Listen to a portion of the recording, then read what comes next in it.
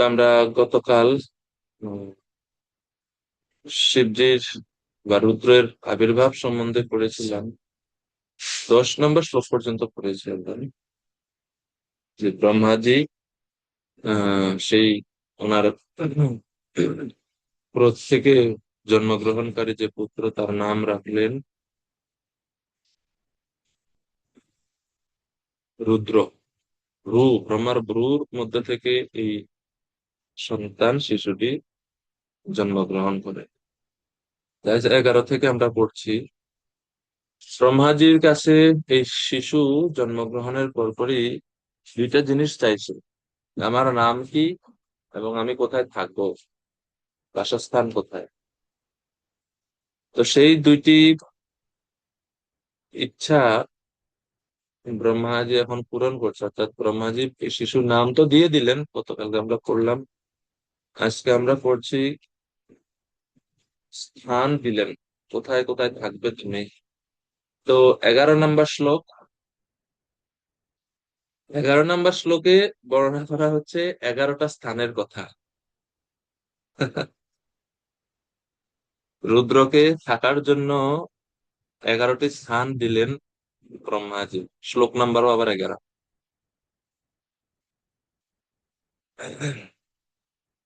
ইন্দ্রিয়াণি ইন্দ্রিয়াণি আসুর্ব্যোমা বায়ু অগ্নি জলম মহি सूर्यश्चन्द्रस्तपश्चैव स्थानान्यग्रे कृतानि ते। হে পুত্র, তুমি এই সব স্থানে অবস্থান করো। 11টি স্থান। হৃদ, হৃদ মানে হচ্ছে, প্রথম হচ্ছে হৃদ, এরপর হচ্ছে ইন্দ্রিয়ান। প্রথম শ্লোকের প্রথমে হৃদ আছে। হৃদ ইন্দ্রিয়ানি অসুর ব্যোম। হৃদ মানে হচ্ছে হৃদয়, প্রথম স্থান হচ্ছে হৃদয়ে অবস্থান করো। দ্বিতীয় হচ্ছে ইন্দ্রিয়ানি, ইন্দ্রিয়ানি মানে বহু বচন, মানে ইন্দ্রিয় সমূহে তুমি অবস্থান করো, ইন্দ্রিয়ানি। এরপরে বলছে আসুহু, আসুহু মানে হচ্ছে প্রাণবায়ু, প্রাণবায়ুতে অবস্থান করো। বা এরপরে হচ্ছে অসুর পরে হচ্ছে ব্যোম। ব্যোম শব্দের অর্থ হচ্ছে আকাশ, আকাশে অবস্থান করো। তার আকাশ, আকাশ বলতে হচ্ছে শূন্য স্থান। ঠিক আছে, আকাশ বলতে ওই উপরে যে আকাশে আকাশ না, শূন্য স্থানকে এখানে বলা হচ্ছে ব্যোম। বায়ু শূন্য স্থান হচ্ছে আকাশ। এরপর হচ্ছে বায়ু, বায়ু মানে হচ্ছে বাতাস, বায়ু। তারপরে হচ্ছে অগ্নি, অগ্নি মানে অগ্নি, অগ্নিতে আসে, অগ্নিতে থাকার জন্য স্থান দিলেন জল। অগ্নির পরে হচ্ছে জলম, তারপরে হচ্ছে মহি। জলম, জলম মানে হচ্ছে জল, জলে থাকবে, জলে অবস্থান করার জন্য স্থান দিলেন। আর এরপরে হচ্ছে মহি, মহি মানে হচ্ছে পৃথিবী। পৃথিবী বলতে জল এখানে বোঝানো হচ্ছে।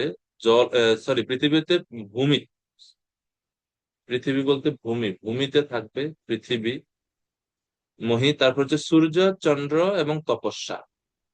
সূর্যতে থাকবে, চন্দ্রতে থাকবে এবং তপস্যাতে থাকবে। এই সকল স্থান তোমার জন্য আমি পূর্বেই নির্দিষ্ট করে রেখেছি। তো এই হচ্ছে আহ 11টা স্থান, যে 11টা স্থানে রুদ্র অবস্থান করে। রুদ্র বলতে ক্রোধ, এখানে রুদ্র বলতে আমরা ক্রোধকেও বুঝে থাকি। তো এই জন্য দেখবেন তপস্যা যারা করে, কঠোর তপস্যা করে, তারাও প্রচন্ড ক্রোধ তাদের মধ্যে থাকে। যেরকম দুর্বাসা মুনি, বহুত বড় তপস্বী,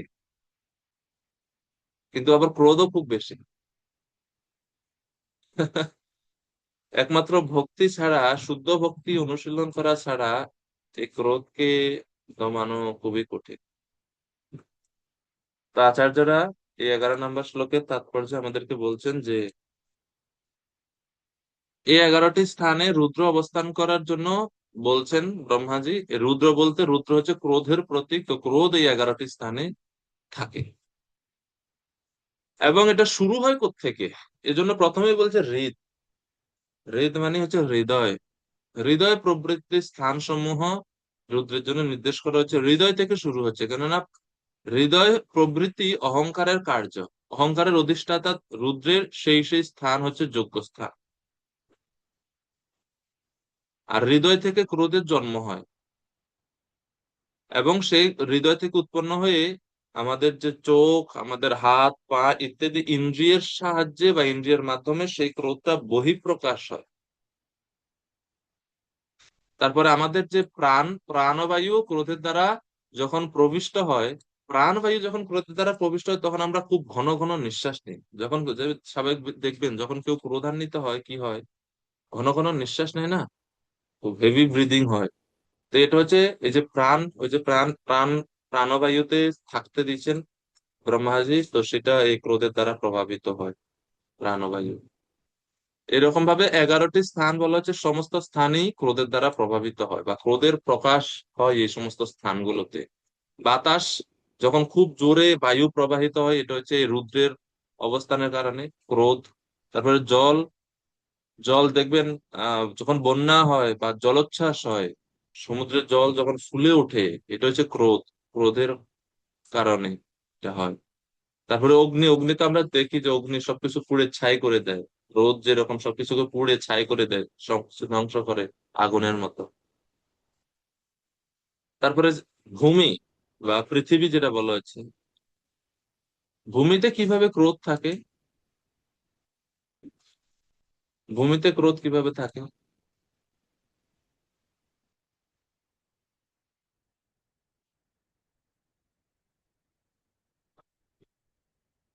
ভূমি বলতে মাটি, মাটিতে কিভাবে ক্রোধ থাকে? আচার্যরা বলছেন যে আহ আর্থ বা ভূমি হচ্ছে সমস্ত অস্ত্রশস্ত্র ভূমি থেকেই, ভূমিরই বিকার বিকার প্রাপ্ত রূপ হচ্ছে সমস্ত অস্ত্র সমূহ।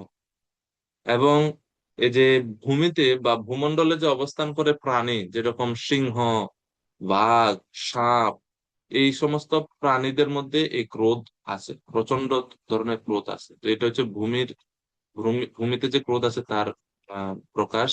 সূর্য, সূর্যের মধ্যে ক্রোধ আছে। সূর্যের এই যে তীব্র তাপ, হিট স্ট্রোক হয় স্বাভাবিকভাবে। খুব যখন রোদ হয়, প্রচন্ড রোদের তাপে মানুষ স্ট্রোক পর্যন্ত করে। তো এটা হচ্ছে ক্রোধ, এই রুদ্রের অবস্থানের কারণে সূর্যের মধ্যে এইরকম। তারপরে চন্দ্র, চন্দ্রের মধ্যেও রুদ্র অবস্থান করে। কিরকম? চন্দ্র বলতে এখানে শীতলতাকে বোঝাচ্ছে। চন্দ্র হচ্ছে স্নিগ্ধতা বা শীতলতা প্রদান করে। তো যখন খুব বেশি শীতল বা খুব বেশি ঠান্ডা পড়ে, তখনও মানুষ কি হয়, মারা যায়। তো এটাও মানে রুদ্র, রুদ্রের প্রকাশ। আর তপস্যা, অস্টেয়ারিটি, তপশ্চৈব স্থানানি অগ্রে কৃতানি চ, তপস্যাতেও রুদ্র থাকে, ক্রোধ থাকে। কিভাবে? তো আচার্যরা বলছে এই তপস্যা, এখানে তপস্যা বলতে বোঝানো হচ্ছে ভক্তিবিহীন যে সমস্ত তপস্যা, সাংখ্য, যোগ, বৈরাগ্য ইত্যাদি, যে সমস্ত তপস্যার মধ্যে ভক্তি নাই, সে সমস্ত তপস্যা ক্রোধ সৃষ্টি করে। আর যে সমস্ত তপস্যা ভক্তি দেবী দ্বারা পালিত হয়, সেখানে ক্রোধ উৎপন্ন হয় না। এটা হচ্ছে যেরকম ভাগবতমে আছে এক জায়গায় যে দীপিত মন্যাবা, দীপিত মন্যাবা মানে হচ্ছে তপস্যার দ্বারা উদ্দীপ্ত হয়েছে, উদ্দীপ্ত ক্রোধের দ্বারা যারা, অর্থাৎ যারা তপস্যা করে এবং তপস্যার ফলে যাদের মধ্যে ক্রোধ উৎপন্ন হয়, যেরকম দুর্বাসা আদি ঋষিগণ, প্রচন্ড ক্রোধ ওনাদের। তো এই হচ্ছে 11টা স্থান, যে 11টা স্থানে রুদ্রকে বা ক্রোধকে স্থান দিয়েছেন ব্রহ্মাজি। তো শিল প্রভুপাদ তাৎপর্য এই বিষয়গুলো আলোচনা করছেন, দুর্বাসা মুনি ইত্যাদি ইত্যাদি ঋষিদের কথা প্রভুপাদ এখানে বলছেন। তো 11টা স্থান দিলেন, এখন 11টা নামও দিচ্ছেন। 11টা নাম কি কি দিলেন 12 নম্বর শ্লোকে তা বলা হচ্ছে। রসরাজ গদাধর প্রভু কৃপা করে অনুবাদ করবেন।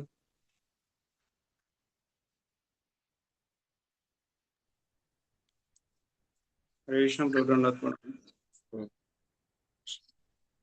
ব্রহ্মা বললেন, হে প্রিয় কুমার রুদ্র, তোমার 11টি আরো নাম রয়েছে।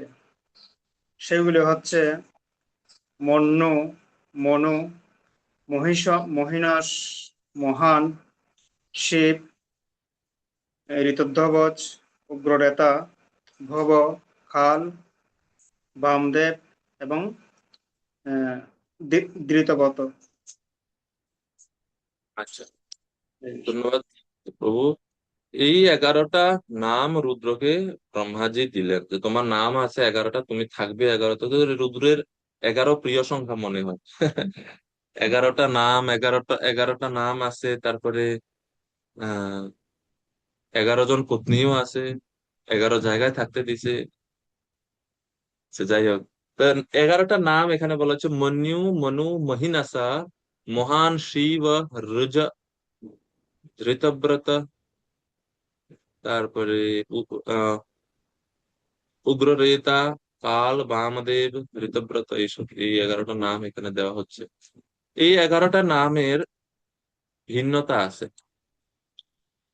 ভিন্নতা আছে বলতে বিভিন্ন পুরাণে ভিন্ন ভিন্ন নাম দেওয়া আছে।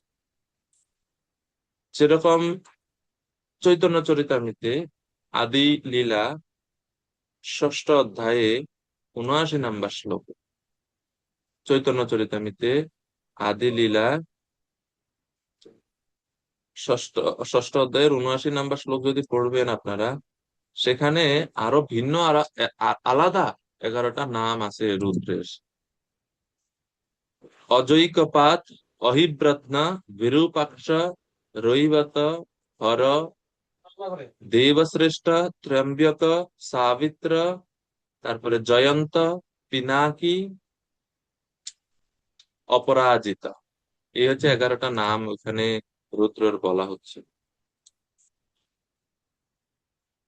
তো একই, মানে ভিন্ন ভিন্ন কল্পে হয়তো আহ ভিন্ন ভিন্ন নাম দেওয়া দেওয়া হয়। আর এই রুদ্রের অবস্থান বা রূপ, প্রকৃত রূপ কি? এই রুদ্র হচ্ছে সদাশিব, যিনি সেই সদাশিবের প্রকাশ। তিনি মূল বা অরিজিনাল শিবজি না। ঠিক আছে। চৈতন্য চরিতামৃতে এখানে বলা হচ্ছে যে রুদ্র যিনি হচ্ছেন সদাশিবের অবতার, এরকম ভাবে বলা হচ্ছে।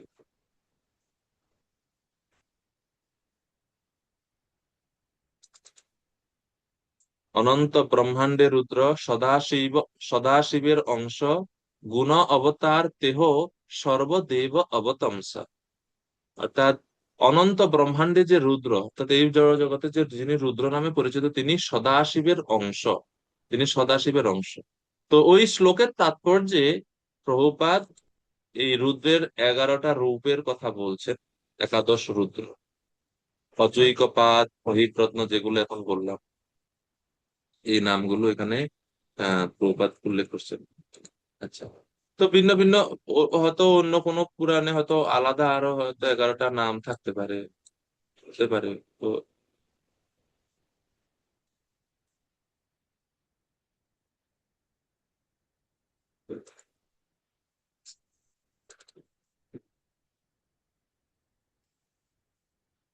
আচ্ছা, এরপরে 11 জন স্ত্রীর নাম এখন আমরা আহ জানতে পারছি। 11 জন স্ত্রীর নাম কি কি 13 নম্বর শ্লোকে বলা আছে: হে রুদ্র, রুদ্রাণী নামক তোমার একাদশ পত্নীও রয়েছে।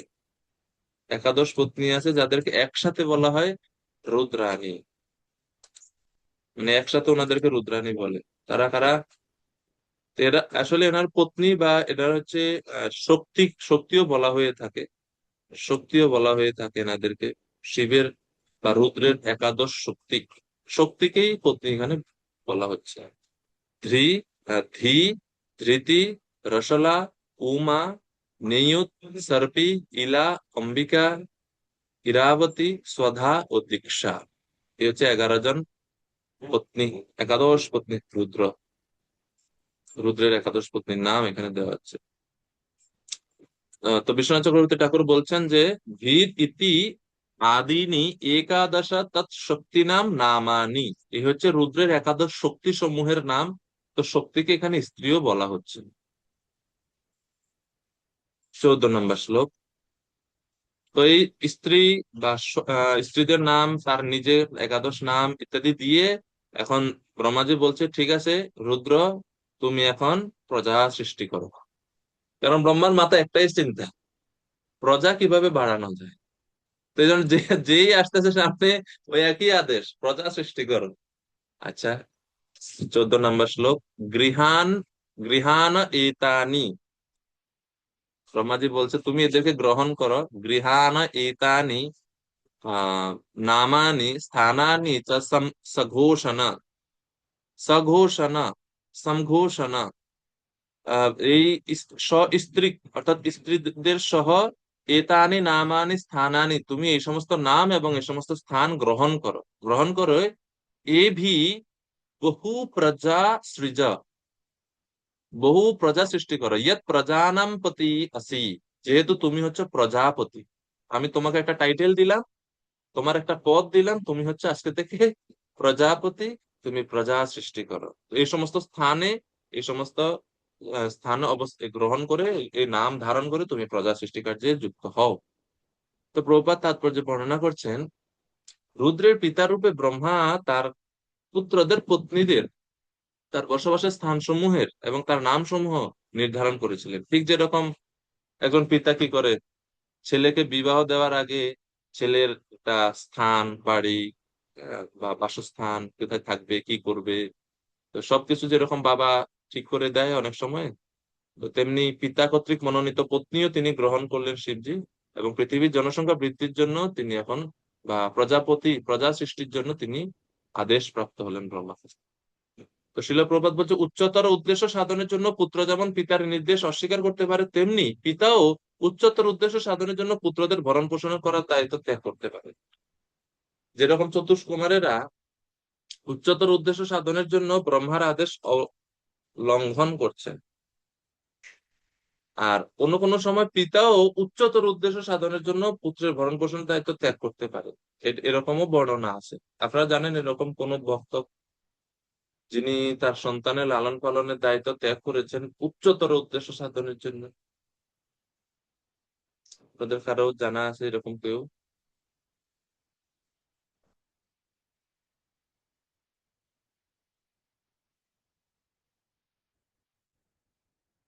আচ্ছা, মনে পড়লে বলবেন যদি কারো মনে পড়ে এরকম কোনো মহান আচার্যদের কথা। 15 শ্লোক, শ্লোক নম্বর 15 এবং 16। তো ব্রহ্মার কাছ থেকে আদেশ প্রাপ্ত হয়ে তিনি এখন প্রজা সৃষ্টি করতে শুরু করলেন। হ্যাঁ, সুধামৃত গৌরাঙ্গ প্রভু বলুন। হরে কৃষ্ণ। প্রণাম ঋষভদেব। কে? ভগবান ঋষভদেব। ভগবান ঋষভদেব। ঋষভদেব তার পুত্রদের লালন পালন করেননি? উনি বৈরাগ্য নিচ্ছেন পরে, ওনার ছেলেরা যখন বড় হয়ে গেছে তারপরেও। ছোটবেলায় তো উনি লালন পালন করছেন, জ্ঞান প্রদান করছেন, লালন পালন করেছিলেন। ঋষভদেব পরে তিনি অবধূতের মতো তিনি রাজ্য ত্যাগ করে চলে যান, যখন সন্তানেরা দায়িত্ব, সংসারের দায়িত্ব নিতে করে। কিন্তু এখানে বলা হচ্ছে যে ভরণ পোষণই করেন।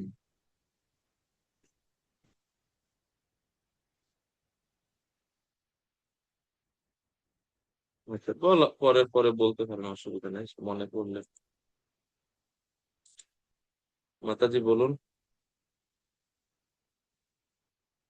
রামানুজাচার্য। হ্যাঁ হ্যাঁ, রামানুজাচার্য।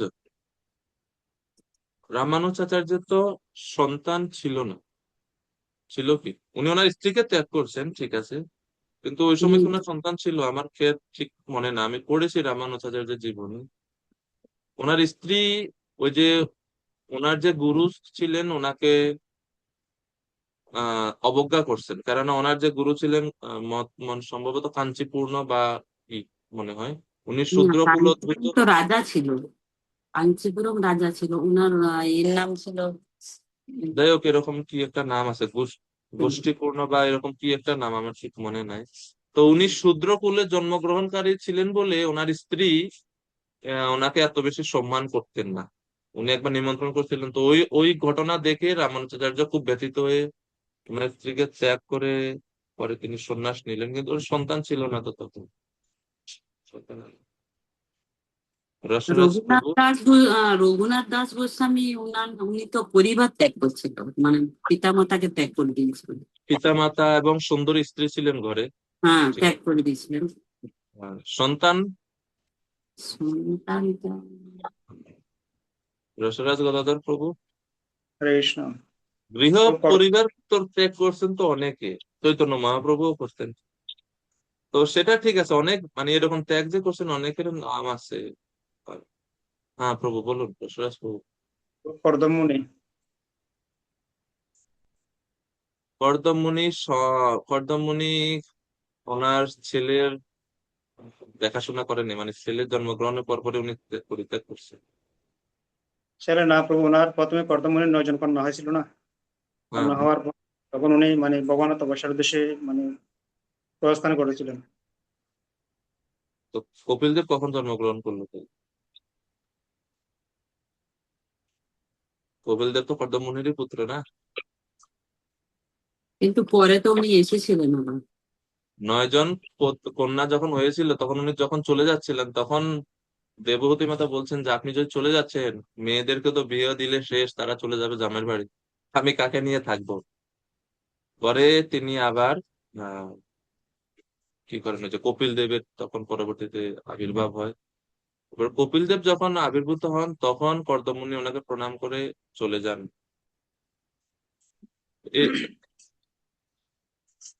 চ্যাট বক্সে কি লিখছে? ভরত মহারাজ, মাধব দাস, গোপরানী মাতাজি মাধব দাস কি? আমি তো চিনি না ওনার ভাই, কাহিনীটা জানি না। একটু বলবেন কি আমাদেরকে?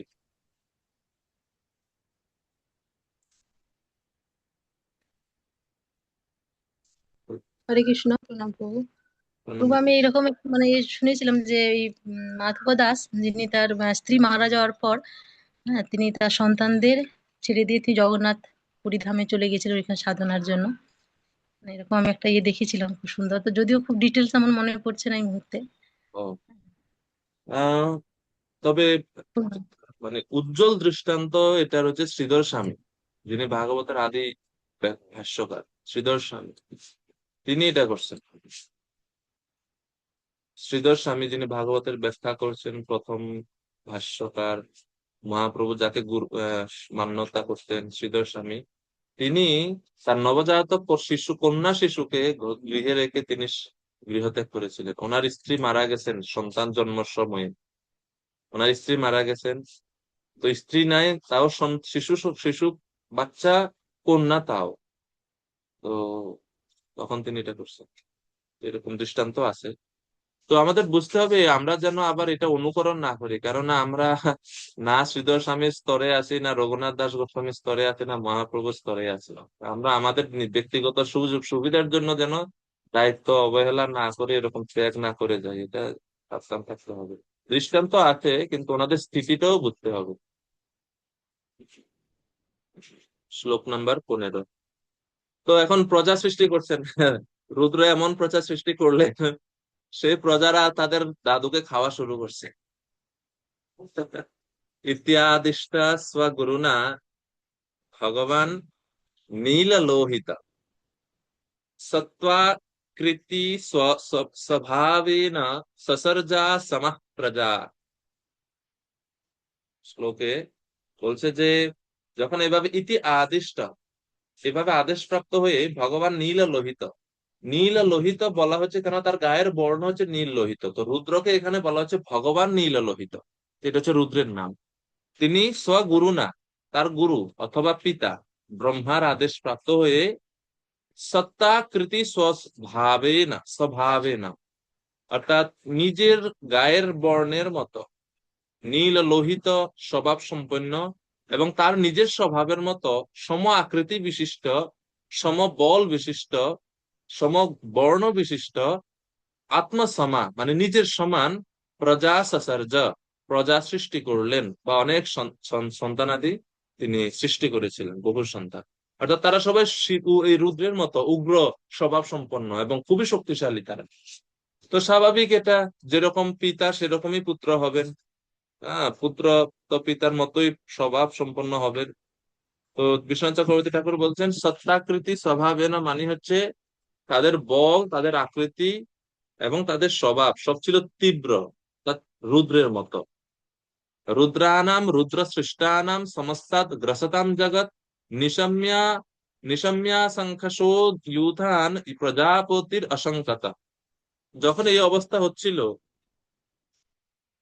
তখন 16 নম্বর শ্লোক, এই প্রজাপতি মানে ব্রহ্মা রুদ্র সৃষ্টানাম, রুদ্রের এই যে সৃষ্টি সমূহ বা রুদ্রের যে সন্তানদের কথা, রুদ্রানাম মানে যারা ভয়ঙ্কর স্বরূপ, এই ব্রহ্মা রুদ্রের সন্তানাদি, তারা যখন তিনি দেখলেন যে তারা সমস্ত জগৎ গ্রসতা, তারা পুরো মানে ব্রহ্মাণ্ডকে, পুরো জগৎকে তারা গ্রাস করে ফেলবে মনে হয়। এত অসংখ্য মানে সংখ্যায় রুদ্রজি প্রজা সৃষ্টি করা শুরু করলেন, এবং তাদের স্বভাব এত উগ্র ছিল। জগৎ গ্রসতা মনে হচ্ছে যেন জগৎকে তারা গ্রাস করবে এরকম, এবং তাদের সংখ্যা কোনো মানে লিমিট নাই, অসংখ্য অসংখ্য প্রজা সৃষ্টি করছেন রুদ্র। এটা শুনে তিনি নিজে একটু ভীত হয়েছিলেন, ভয়ে ভীত হয়েছিলেন প্রজাপতি ব্রহ্মাজি। প্রভুপাদ বলছেন রুদ্রের তথাকথিত ভক্ত বা অনুগামীরাও ভয়ঙ্কর রুদ্রের মতো, এমনকি তারা কখনো কখনো স্বয়ং রুদ্রের পক্ষেও ভয়াবহ হয়, মানে রুদ্রের কাছেও তারা তার অনুসারে ভয়াবহ হতে পারে। যেরকম হচ্ছে ওই যে কি ভস্মাসুরের কথা। ভস্মাসুর, সে রুদ্রেরই তপস্যা করছে রুদ্রকে মারার জন্য। রুদ্র বলতে শিবের তপস্যা করছে শিবকে মারার জন্য। তো এই জন্য বলছে যে তারা, প্রভুপাদ বলছে যে তারা রুদ্রের থেকেও কখনো কখনো ভয়ঙ্কর হয়ে ওঠে। প্রভুপাদ বলছেন যে রুদ্রের বংশধরেরা কখনো কখনো রুদ্রের কৃপা লাভ করে রুদ্রকেই হত্যা করার পরিকল্পনা করে। তো এটা হচ্ছে যে ভস্মাসুরের কথা প্রভুপাদ এখানে ইঙ্গিত করছেন। আপনারা জানেন ভস্মাসুরের কাহিনী। এরপরে 17 নম্বর শ্লোক, যখন ব্রহ্মাজি দেখছেন যে এত বিশাল সংখ্যায় প্রজা সৃষ্টি করছে এবং তাদের স্বভাব, তাদের বৈশিষ্ট্য সব হচ্ছে উগ্র, সাথে সাথে ব্রহ্মাজি গিয়ে রুদ্রকে বলছে, এই বাবা বন্ধ করো প্রোডাকশন, আর দরকার নাই প্রজা সৃষ্টি। অলম প্রজাভি, অলম মানে বহুত হয়ে গেছে, আর দরকার নাই, বন্ধ করো। 17 নম্বর শ্লোকে বলছেন, অলম প্রজাভি সৃষ্টাভির ঈদৃশিভি সুরোত্তমঃ ময়া সহ দহস্তির্ভি দিশশ্চ দিশশ্চক্ষুভির অকল উল্বনৈ, দিশশ্চক্ষুর্ভির উল্বনৈ, অর্থাৎ সুরোত্তম উল্বনৈ চক্ষুভি ময়া সহদিশ দহন্তিভি ঈদৃশিভি সৃষ্টাভি প্রজাভি অলম। হে রুদ্র, হে সুরশ্রেষ্ঠ, তুমি যে প্রজা সৃষ্টি করছো এই রকম প্রজার কোনো দরকার নেই। তারা তাদের চোখ থেকে নির্গত অগ্নির দ্বারা সমস্ত দিক জ্বালিয়ে ধ্বংস করে দিচ্ছে, এবং তারা আমাকে পর্যন্ত আক্রমণ করছে। আমি তাদের দাদু সম্পর্কে, আমাকে পর্যন্ত তারা আক্রমণ করছে। তো তারা তো সবাই রুদ্রের মতো, রুদ্রের যেরকম ক্রোধাগ্নি আছে, ক্রোধ বশত অগ্নি নির্গত হয়, তাদেরও হচ্ছে। এবং তাদের এই ক্রোধ যেহেতু বেশি, সব দিকে তারা খালি আগুন আগুন দিয়ে সব পুড়িয়ে দিচ্ছে সব চতুর্দিক। তো বলছে অলম বহুত হয়ে গেছে, এই এরকম দরকার নেই।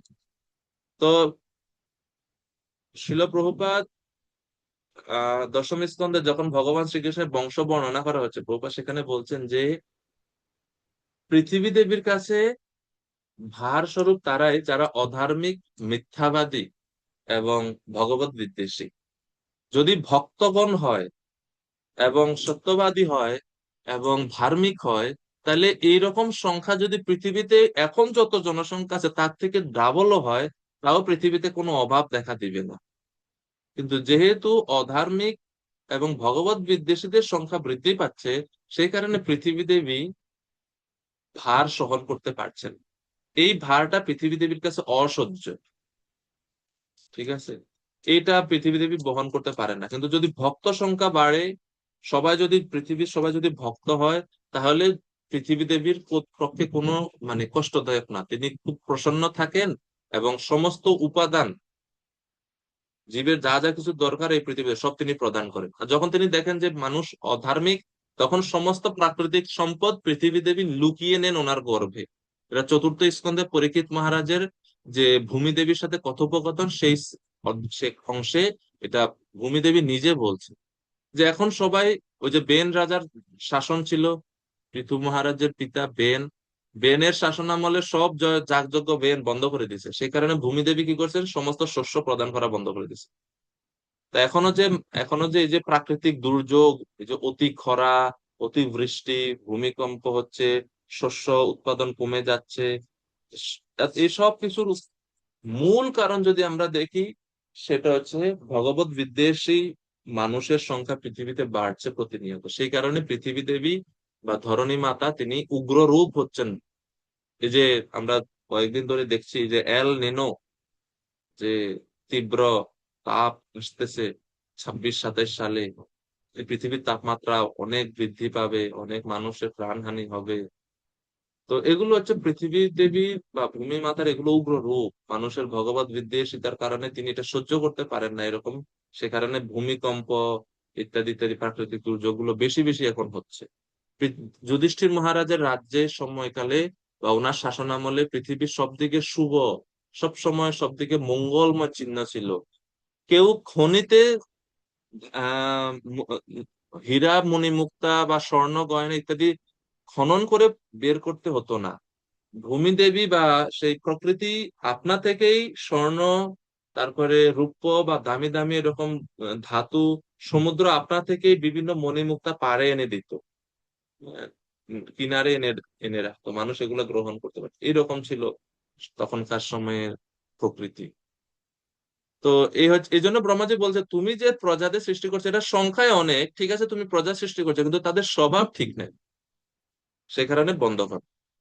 তাহলে এখন বন্ধ করব মানে কি করব? তাহলে বন্ধ করে আমি আমার কাজ কি? একটা কাজ তো দিতে হবে না? রুদ্রকে তো কোনো না কোনো এঙ্গেজমেন্ট দিতে হবে। তো ব্রহ্মাজি বলছে তপ আতিষ্ঠ, তুমি তপস্যা করো, ইন্দ্রিয় সংযম করে তপস্যা করো, প্রজা সৃষ্টি আর করা লাগবে না তোমার। তপ আতিষ্ঠ ভদ্রম তে সর্বভূত সুখাবহম তপসৈব যথা পূর্বম স্রষ্টা বিশ্বমিদম ভবান। তে ভদ্রম, তোমার মঙ্গল হোক, সর্বভূত সুখাবহম, সমস্ত জীবের মঙ্গলের জন্য তুমি কি করো? তপ আতিষ্ঠ, তপস্যা করো। কারণ শিব যদি তপস্যা করে, মানে রুদ্র যদি এখন তপস্যা করে, তাহলে প্রজা সৃষ্টি আর হবে না নতুন করে। আর প্রজা যদি নতুন করে সৃষ্টি না হয়, তাহলে জীবের মঙ্গলই হবে, জগৎবাসীর মঙ্গল হবে। আর উনি তপস্যা করছে, তপস্যার ফলেও মঙ্গল সাধিত হবে জীবদের। তো ইদম বিশ্বম যথা পূর্বম তপসাইব ভবান স্রষ্টা, আমি তপস্যা করেই পূর্বের মতো এই পূর্বের কল্পের মতো এই কল্পেও সৃষ্টি করতে সক্ষম হয়েছি।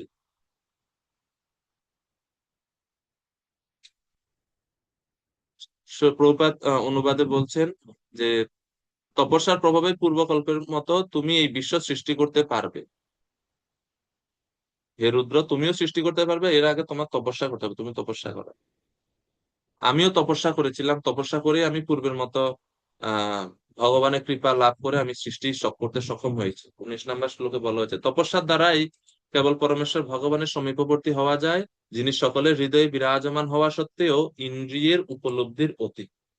তপস্যার দ্বারাই ভগবানকে তুমি বুঝতে পারবে, ভগবানের সমীপবর্তী হতে পারবে। তো তুমি তপস্যা করো এবং প্রজা সৃষ্টি বন্ধ করো। এইভাবে আদেশ প্রাপ্ত হলেন যখন, তখন রুদ্র ব্রহ্মাজির আদেশ মতো তিনি তপস্যাতে যুক্ত হলেন। তো শিল প্রভুপাদ তাৎপর্য শিক্ষা দিচ্ছেন এখানে যে পরোক্ষভাবে রুদ্রের পুত্র এবং অনুগামীদের উপদেশ দেওয়া হয়েছে, যতক্ষণ ব্রহ্মার শান্তিপূর্ণ সৃষ্টিকার্য চলতে থাকে ততক্ষণ তারা যেন রুদ্র তত্ত্বের অনুসরণ করে সংহার কার্য বন্ধ রাখে, এবং তারা যেন এরকম সংহার টংহার এগুলো আর না করে, তারা যেন শান্ত থাকে। এই জন্য তপস্যা করার জন্য উপদেশ দিয়েছেন। শ্লোক নম্বর 20। মৈত্রেয় উবাচ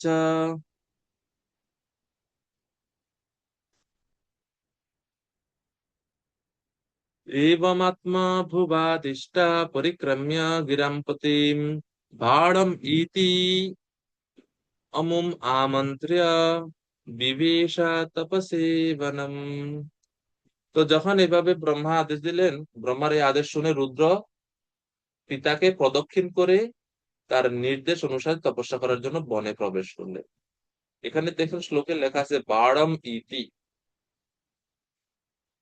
বর্তমান সময়ে যেরকম কোম্পানিতে বস যখন কোনো অর্ডার দেয়, তখন স্যার মানে যারা বসের অধীনে থাকে তারা কি বলে? Yes sir, okay sir, yes sir, okay sir. তো ইয়েস স্যার এর সংস্কৃত ভার্সন হচ্ছে বারম ইতি, যে যথাজ্ঞা, আপনি যা বললেন আমি তাই করব।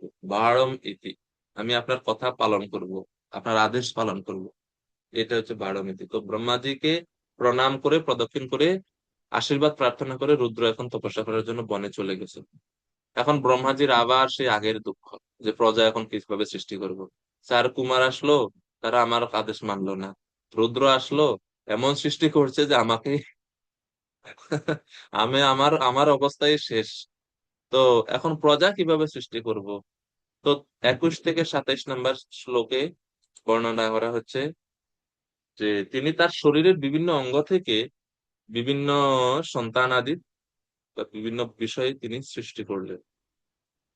তো 10 পুত্র প্রথমে তিনি সৃষ্টি করলেন। এনাদেরকে বলা হয় মানস পুত্র, কারণ এনাদেরকে তিনি মন থেকে সৃষ্টি করছেন। 10 জন মানস পুত্রের উৎপত্তি হলো 21 নম্বর শ্লোক থেকে।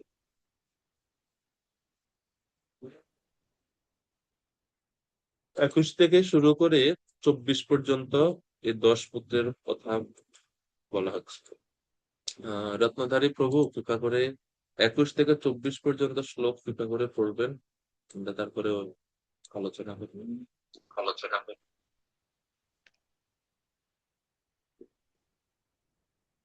হরে কৃষ্ণ, প্রণাম।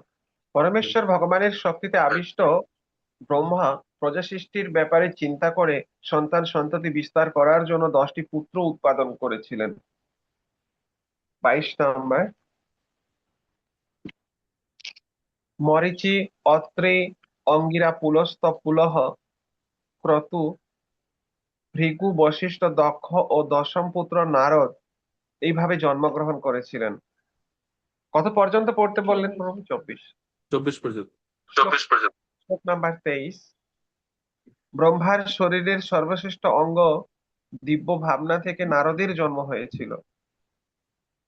বশিষ্ঠের জন্ম হয়েছিল তার নিঃশ্বাস থেকে, দক্ষ তার বৃদ্ধাঙ্গুষ্ঠী থেকে, ভৃগু তার ত্বক থেকে এবং ক্রতু তার হস্ত থেকে।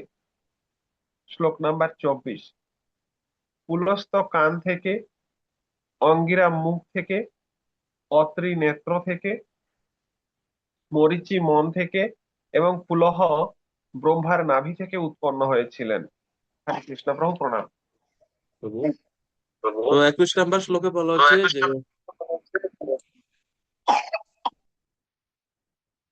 প্রজা সৃষ্টির ব্যাপারে যখন তিনি চিন্তিত ছিলেন, তখন সন্তান সন্ততি বিস্তার করার জন্য তিনি 10টি পুত্র উৎপাদন করলেন।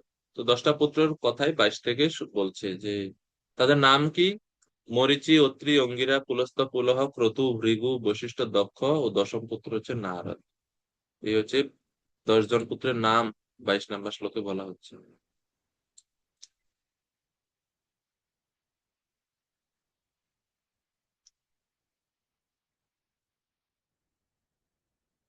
আর সর্বশেষ নাম হচ্ছে নারদ মুনি।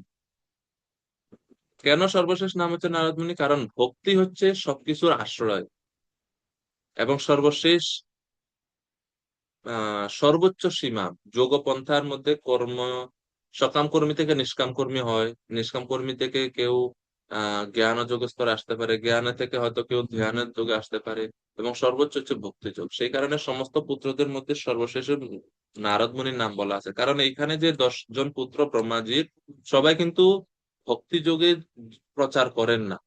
মরীচি আদি যে সমস্ত ঋষিগণ, তারা কেউ কর্মযোগে, কেউ জ্ঞান যোগে, কেউ বৈরাগ্য, তপস্যা ইত্যাদি ইত্যাদি বিভিন্ন সেক্টর তারা আছে। কিন্তু আহ ভক্তি দেবী হচ্ছে সকলের সর্বফল প্রদায়িনী এবং স্বয়ং ফল স্বরূপিনী। ভক্তি দেবীর সাহায্য ছাড়া বা কৃপা ছাড়া কেউই পূর্ণতা পায় না। সেই কারণে ভক্তির যিনি হচ্ছে প্রবর্তক নারদ, তিনি, ওনার নাম বলা হচ্ছে এই কারণে শেষে। এবং ভক্তি দেবীর ভক্তি শক্তিটাই নারদ মুনি রূপে প্রকাশিত হলো।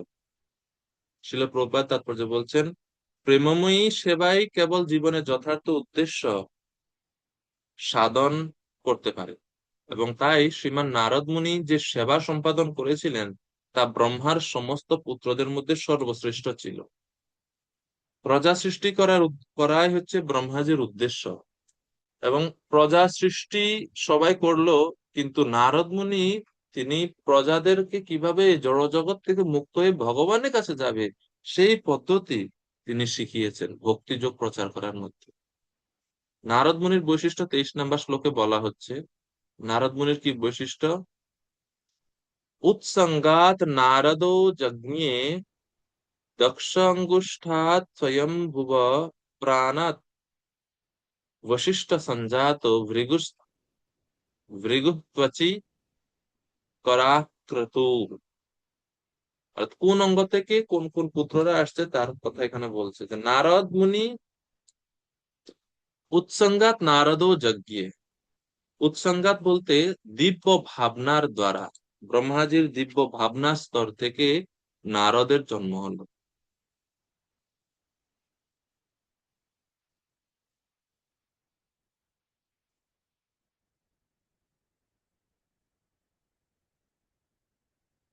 আর বিশ্বনাথ চক্রবর্তী ঠাকুর উনি বলছেন উৎসঙ্গাত প্রীতিস্থানাত, অর্থাৎ উৎসঙ্গাত বলতে প্রীতিস্থান থেকে। প্রীতিস্থান মানে যে ক্রোড়দেশ। ক্রোড়দেশ মানে কি?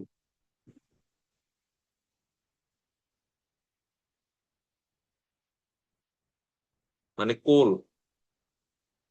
কোল যেরকম স্নেহের জায়গা, সেই কোল থেকে নারদের জন্ম।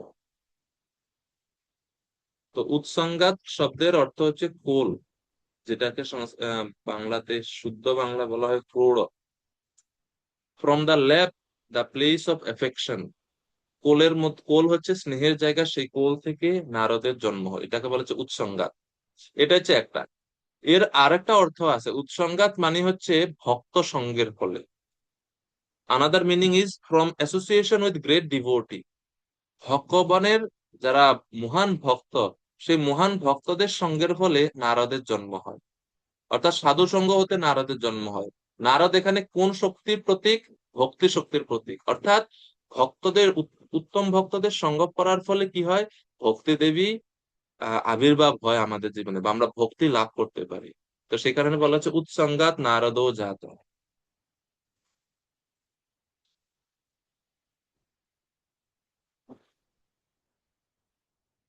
আর নারদ নামের এখানে ব্যাখ্যা করে বিশ্বনাথ চক্রবর্তী ঠাকুর আরো বলছেন,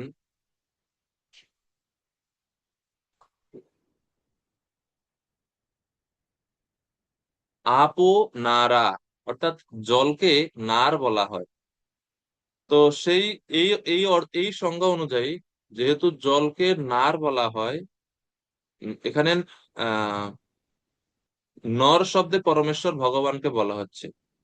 ভগবান যেহেতু তিনি জলে শয়ন করেন, ভগবানকে বলা হয় নারায়ণ। যেহেতু জল, জল বলতে নর বা নার, জলে তিনি শয়ন করেন, এই জন্য নারায়ণ। তো সেই রকম ভাবে যিনি ভগবান শ্রী নারায়ণের দাস্য, সখ্য আদি ভক্তি জীবদেরকে দান করতে পারেন, তিনি হচ্ছেন নারদ। নারম দদাতি। নারম দদাতি মানে ভগবান শ্রী নারায়ণকে যিনি দান করতে পারেন বদ্ধজীবদের, তিনি হচ্ছেন নারদ।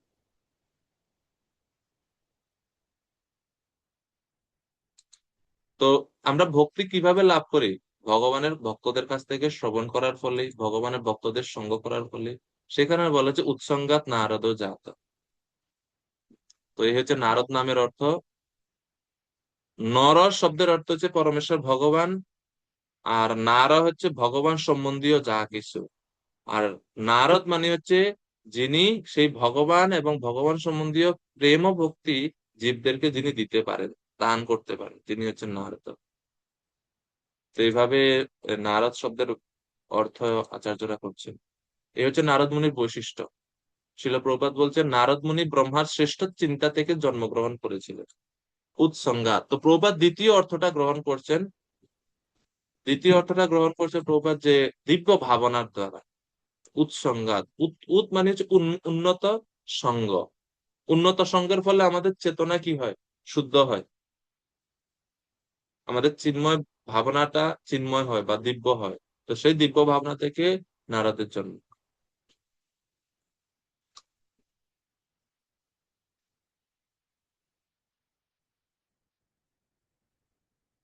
তো প্রভুপাদ তাৎপর্য শেষ লাইনে দেখুন, এই জন্য লিখছেন যে নারদ মুনি কেবল পরমেশ্বর ভগবানকে লাভ করার সর্বোত্তম যৌগিক সাধন বা ভক্তি যোগের মার্গ প্রদান করতে পারে। এই হচ্ছে নারদ মুনির বৈশিষ্ট্য। তো নারদ মুনি আসছেন আহ কোল থেকে, বা প্রভুপাদ বলছেন যে best part of the of his body, অর্থাৎ ব্রহ্মার শরীরের সর্বোচ্চ অঙ্গ থেকে বা সর্বোন্নত অঙ্গ থেকে নারদের জন্ম। বৈশিষ্ট্য আসছেন নিঃশ্বাস থেকে। দক্ষের জন্ম হচ্ছে থাম, দক্ষ জন্মগ্রহণ করছে বৃদ্ধা আঙ্গুষ্টি থেকে দক্ষ। ভৃগু হচ্ছে ত্বক থেকে, ব্রহ্মার শরীরের ত্বক থেকে। তারপরে হাত থেকে হচ্ছে ক্রতু। এটা 23 নম্বর পর্যন্ত এগুলো বলা হচ্ছে। 24-এ বলা হচ্ছে যে পুলস্ত ঋষি আসছেন ব্রহ্মার কান থেকে, উম, ব্রহ্মার মুখ থেকে অঙ্গিরা, চোখ থেকে বা নেত্র থেকে অত্রি, মন থেকে মরীচি এবং নাভি থেকে পুলহ। এই হচ্ছে 10 জন পুত্র। তো ব্রহ্মার শরীরে বিভিন্ন অঙ্গ থেকে এনারা জন্মগ্রহণ করছেন, বিভিন্ন ব্রহ্মার পুত্র এনারা। এরপরে 25 নম্বর শ্লোকে বলা হচ্ছে ধর্ম এবং অধর্মের কথা। ব্রহ্মার যে স্তনে পরমেশ্বর ভগবান নারায়ণ অবস্থান করেন, সেখান থেকে ধর্ম উৎপন্ন হয়েছিল এবং অধর্ম তার পৃষ্ঠদেশ থেকে প্রকাশিত হয়েছিল। এই অধর্ম থেকে লোকের ভয়াবহ মৃত্যু সংঘটিত হয়। তো ধর্ম এবং অধর্ম এই দুইয়ের সৃষ্টি সম্বন্ধে 25 নম্বর শ্লোকে এখন বলা হচ্ছে।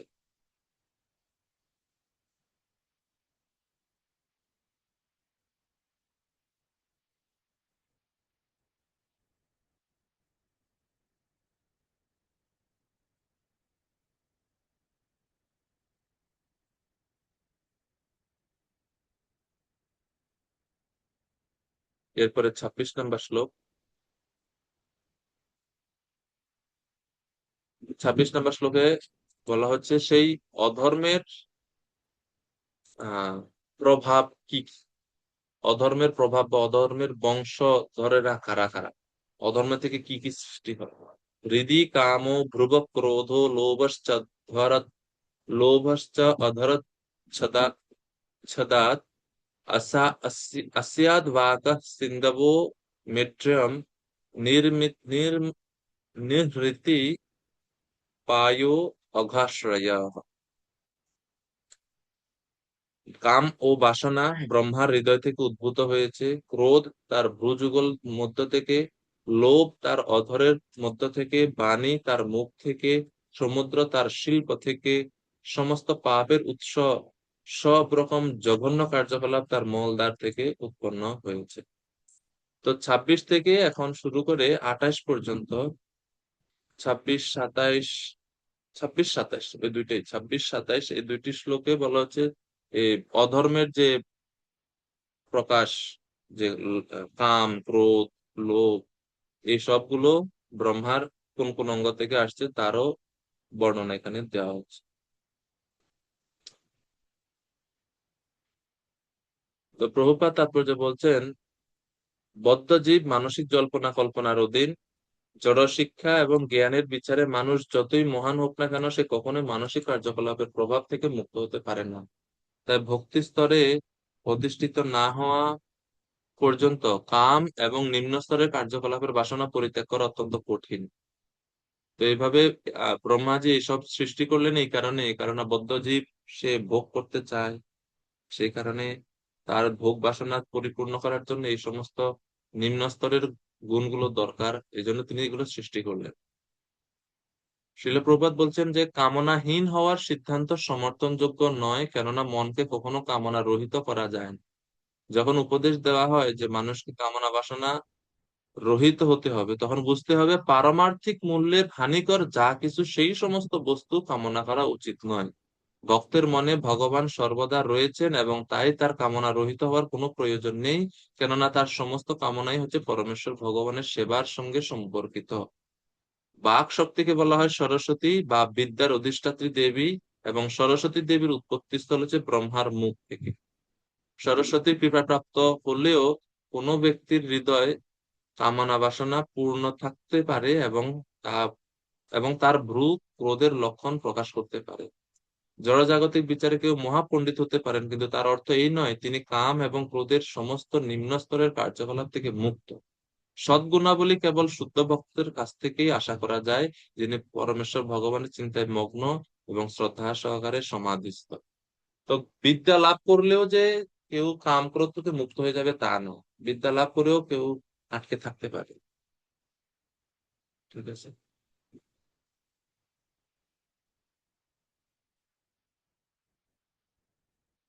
এরপরে 27 নম্বর শ্লোক। মহিমাময়ী দেব আহ শ্লোক নম্বর 27। কর্দম মুনির কথা এখানে বলা হচ্ছে। মহিমাময়ী দেবহূতির প্রতি মহর্ষি কর্দম ব্রহ্মার ছায়া থেকে উৎপন্ন হয়েছিল। এইভাবে জগতের সমস্ত বস্তু ব্রহ্মার শরীর অথবা মন থেকে উৎপন্ন হয়েছে। তো এইভাবে ব্রহ্মার শরীর মন থেকে উৎপন্ন হলো। এখন 28 থেকে 33 পর্যন্ত বাঘ এর উপাখ্যান বর্ণনা করা হচ্ছে। বাঘের উপাখ্যান বর্ণনা করেছে 28 থেকে। তো এটা একটা ভাগবতের আহ এমন একটা অংশ, অনেকে এটাকে সঠিকভাবে আমরা বুঝতে না পারার কারণে আমরা অনেক সময় ভুল ব্যাখ্যাও করে বসি। তো এটা একটু খেয়াল করে আমাদের শোনা উচিত। বাঘ উপাখ্যান 28 থেকে 33 পর্যন্ত।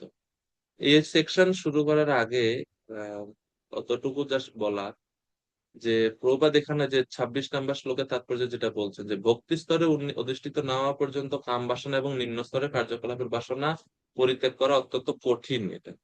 এবং ব্রহ্মাজি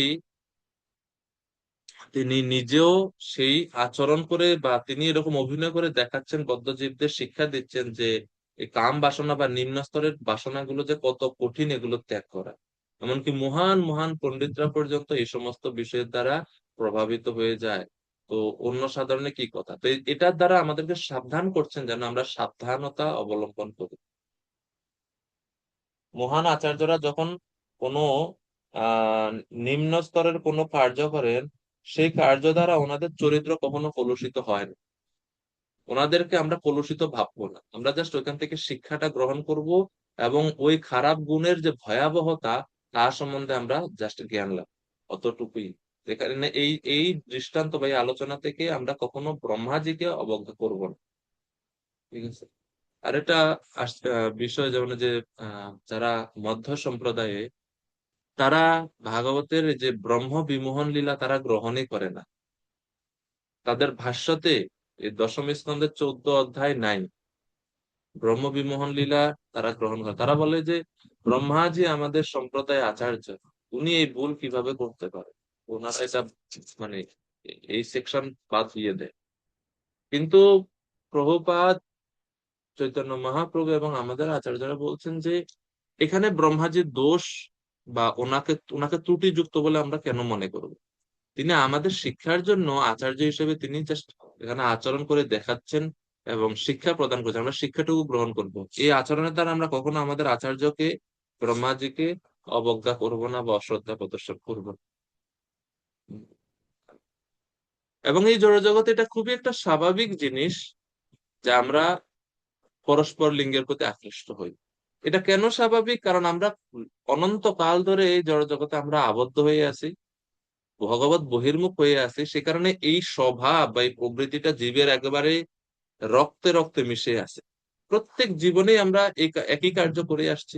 আহার নিদ্রা ভয় মৈথুন প্রত্যেক জীবনে হচ্ছে।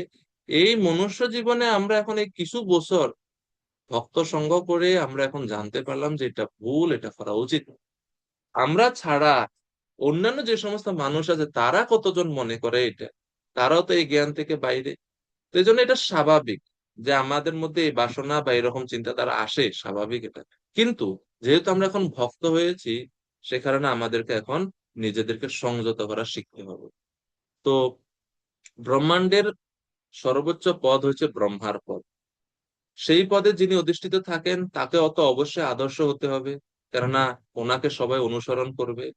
সেই কারণে ব্রহ্মার আদর্শ আচরণ আমরা আশা করি বা সবাই আশা করে। কিন্তু সেই ব্রহ্মা যে তিনি সর্বোচ্চ অবস্থানে থেকে এই আচরণ করে দেখাচ্ছেন যে দেখো আমি সর্বোচ্চ অবস্থানে থেকেও আমিও কখনো কখনো প্রভাবিত হতে পারি।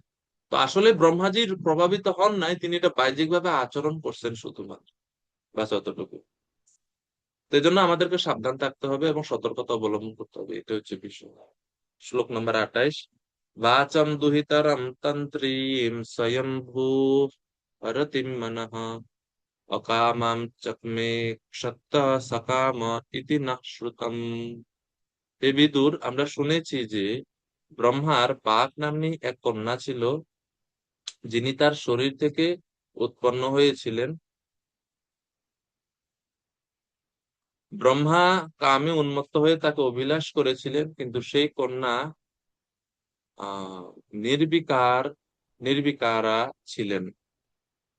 এটা তো মৈত্র ঋষি বলছেন, অতিশয় বিদ্বান অত্যন্ত বিবেকবান পুরুষও কামকে জয় করতে পারে না। সেই কারণে শ্রীমদ্ ভাগবতমে উপদেশ দেওয়া হয় যে কেউ যেন এমনকি তার নিজের কন্যা অথবা নিজের বোনের সঙ্গেও নির্জনে বাস না করে। ভাগবতমে বলা হচ্ছে, কোথায় এটা বলা হচ্ছে? আহ নবম স্কন্ধে। নবম স্কন্ধে 19 নম্বর শ্লোকে, সরি, নবম স্কন্ধের 19 অধ্যায়ে 17 নম্বর শ্লোকে বলা হচ্ছে, বলবান ইন্দ্রিয় গ্রাম বিদ্বান সমপি কর্ষতি মাত্রা শস্ত্রা দুহিত্রা বা ন বিবিক্ত আসনো ভবেত। মাত্রা নিজের মা, শস্ত্রা মানে নিজের বোন, দুহিত্রা নিজের কন্যা, এই তিনের সঙ্গে নির্জনে বাস করা উচিত না। ভাগবত মানে অতটুক ওই স্তরে গিয়ে সাবধান করছেন। যদিও সম্ভাবনা নাই নিজের বোন নিজের কন্যা, কিন্তু তারপরেও কাম এত ভয়ানক এবং এটাকে বিশ্বাস করা যায় না, সেই কারণে সাবধান করছেন, যেটা কারণে নির্জনে না বাস করে। তো এটা হচ্ছে সাবধান বাণী। কেন? বিদ্বান সম অপি করসতি, বিদ্বান বৈদিক শাস্ত্রের বিদ্যা, অনেক তপস্যা করছেন, তারাও এই কামের দ্বারা পরাজিত প্রভাবিত হয়ে পড়ে। এই কাম এত ভয়ানক। ঠিক আছে। তো বিশ্বনাথ চক্রবর্তী ঠাকুর ওনার টিকাতে বলছেন, বিদ্বান বিবেকজন ব্যক্তিরাও কামের দ্বারা প্রভাবিত হয়ে যেতে পারে, এর জন্য ভাগবতমে এই শ্লোক বলা আছে, যেটা 9, 19, 17-তে বলা হচ্ছে। তো এই বিষয়টা জানানোর জন্য বা এই বিষয়টা আরো বেশি বিস্তার করার জন্য তিনি এখন এই ব্রহ্মার এই কথা বলছেন। তিনি বলছেন না শ্রুতম, আমরা শুনেছি, অর্থাৎ মৈত্র ঋষি শুনছেন এটা। না শ্রুতম এর মানে, এই ন শ্রুতম এই শব্দ দ্বারা তিনি বুঝাতে চাচ্ছেন, যদিও এটা বলা উচিত নয় কিন্তু তারপরও আমি বলছি। মানে এই কাহিনী বা এই বর্ণনা আলোচনা করা ঠিক না, কিন্তু তারপরও আমি বলছি। এই জন্য বলছে ন শ্রুতম, আমি শুনেছি। ইহা বলার অযোগ্য হলেও জ্ঞানের জন্য অপরাধ হতে ভীত হয়ে অদোষ দৃষ্টিতে আমি এই বর্ণনা করছি। তাহলে এই এখন বাক উপাখ্যান যখন আমরা পড়বো, আমাদেরকে অদোষ দৃষ্টি হতে হবে, অর্থাৎ দোষ দেখা যাবে না ব্রহ্মার চরিত্রে, এবং ব্রহ্মার চরণে অপরাধ যেন আমরা না করি। জাস্ট কিসের জন্য? জ্ঞানের জন্য। বিশ্বনাথ চক্রবর্তী ঠাকুর প্রথমে তিনি বলছেন জ্ঞানের জন্য। আহ তদ জ্ঞানার্থ, শুধুমাত্র জ্ঞান লাভের জন্য। কোন জ্ঞান লাভের জন্য? জ্ঞান এটাই লাভ করব এই সেকশন পড়ে, যে কাম অত্যন্ত শক্তিশালী, এমনকি ব্রহ্মাকে পর্যন্ত প্রভাবিত করতে পারে চাইলে। কাম এত শক্তিশালী, জাস্ট ওই জ্ঞানটুকুই লাভ করবো, আর আর অন্য কোনো এক্সপ্লেনেশনে যাওয়ার দরকার নাই, যে উনি কিভাবে করলো, এটা কেন ভাবে হলো, এটা তো সম্ভব না। এরকম প্রশ্ন আমরা যেন না করি। এরকম প্রশ্ন করলে বিচার করতে গেলে অপরাধ হবে। সে কারণে সেকশনের শুরুতেই বিশ্বনাথ চক্রবর্তী ঠাকুর আমাদেরকে বলছেন যে অপরাধ থেকে মুক্ত হয়ে অদোষ দৃষ্টি হয়ে আমি এটা বলছি।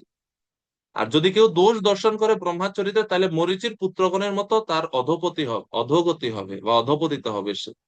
মরীচির পুত্র মরীচির পুত্র কারা? মরীচির পুত্ররা ব্রহ্মা যখন এরকম তার নিজের কন্যার পিছনে ধাবিত হচ্ছিলেন, তা দেখে মরীচির পুত্ররা হাসছে। আর এর ফলে তারা আহ পরবর্তীতে অসুর হয়ে জন্মগ্রহণ করছে, এরকম বর্ণনা করে। শ্রীমদ্ ভাগবতমে 10ম স্কন্ধের 85 অধ্যায়ে এর বর্ণনা আছে 1085।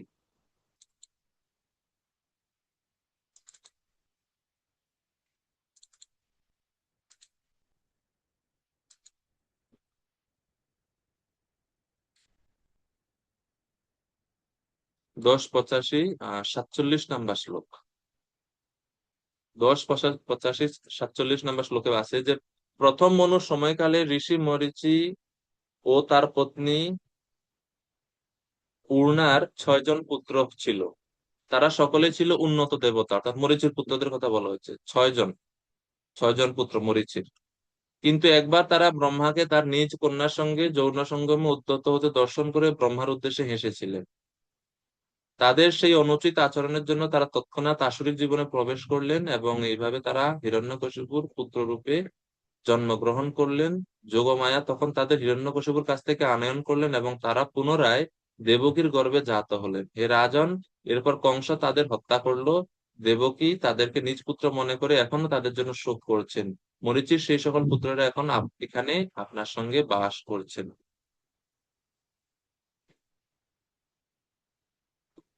তো এই হচ্ছে 1085-তে এই সেকশনের সঙ্গে সম্পর্ক যুক্ত। তো বিশ্বনাথ চক্রবর্তী ঠাকুর ওই দশম স্কন্ধের 85 অধ্যায়ের উল্লেখ এখানে ওনার টিকাতে করছেন। টিকাতে ওনার উল্লেখ করে বলছেন কেউ যদি এখন এই সেকশন পড়ে যদি ব্রহ্মার উদ্দেশ্যে এরকম অপরাধ করে তাহলে মরীচির পুত্রদের মতো তার আসরিক গতি হবে।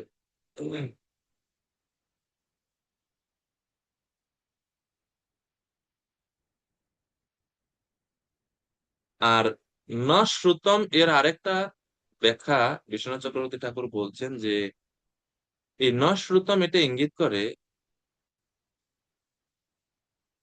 পূর্বের কোন কল্পে একবার এটা হয়েছিল। প্রত্যেক কল্পে যে ব্রহ্মা এই আচরণ করেন সেটা না, পূর্বের কোন এক কল্পে ব্রহ্মা এরকম করেছিলেন, এটা পূর্বে, অনেক পূর্বে। হ্যাঁ, এবং এটা তিনি এখন বর্ণনা করছেন। কারণ যদি কেউ বলে যে ব্রহ্মা এই কল্পে সেটা করছেন, সেটা গ্রহণ করা যাবে না। কারণ এই কল্পে ব্রহ্মাজি ভগবানের কাছ থেকে কি লাভ করেছেন?